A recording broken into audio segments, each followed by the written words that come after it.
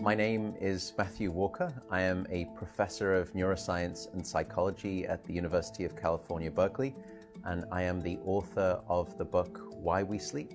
We certainly know that a lack of sleep will actually prevent your brain from being able to initially make new memories. So it's almost as though without sleep, the memory inbox of the brain shuts down and you can't commit new experiences to memory. So those new incoming informational emails are just bounced and you end up feeling as though you're amnesic. You can't essentially make and create those new memories. We also know that a lack of sleep will lead to an increased development of a toxic protein in the brain that is called beta amyloid, and that is associated with Alzheimer's disease, because it is during deep sleep at night when a sewage system within the brain actually kicks into high gear and it starts to wash away this toxic protein, beta amyloid. So if you're not getting enough sleep each and every night, more of that Alzheimer's related protein will build up. The more protein that builds up, the greater your risk of going on to develop dementia in later life. What are the effects of sleep deprivation on the body? Well, there are many different effects. Firstly, we know that sleep deprivation affects the reproductive system. We know that men who are sleeping just 5 to 6 hours a night have a level of testosterone which is that of someone 10 years their senior.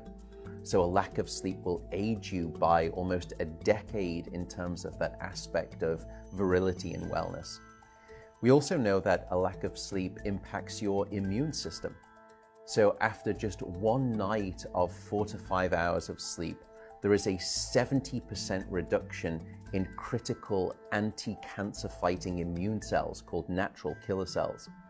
And that's the reason that we know that short sleep duration predicts your risk for developing numerous forms of cancer. And that list currently includes cancer of the bowel, cancer of the prostate, as well as cancer of the breast. In fact, the link between a lack of sleep and cancer is now so strong that recently the World Health Organization decided to classify any form of nighttime shift work as a probable carcinogen. So in other words, jobs that may induce cancer because of a disruption of your sleep-wake rhythms. We also know that a lack of sleep impacts your cardiovascular system, because it is during deep sleep at night that you receive this most wonderful form of effectively blood pressure medication. Your heart rate drops, your blood pressure goes down. If you're not getting sufficient sleep, you're not getting that reboot of the cardiovascular system. So your blood pressure rises. You have, if you're getting 6 hours of sleep or less, a 200% increased risk of having a fatal heart attack or a stroke in your lifetime. There is a global experiment that is performed on 1.6 billion people twice a year, and it's called daylight savings time. And we know that in the spring, when we lose 1 hour of sleep, we see a subsequent 24% increase in heart attacks the following day. Another question perhaps is, what is the recycle rate of a human being? How long can we actually last without sleep before we start to see declines in your brain function or even impairments within your body? And the answer seems to be about 16 hours of wakefulness. Once you get past 16 hours of being awake, that's when we start to see mental deterioration and physiological deterioration in the body.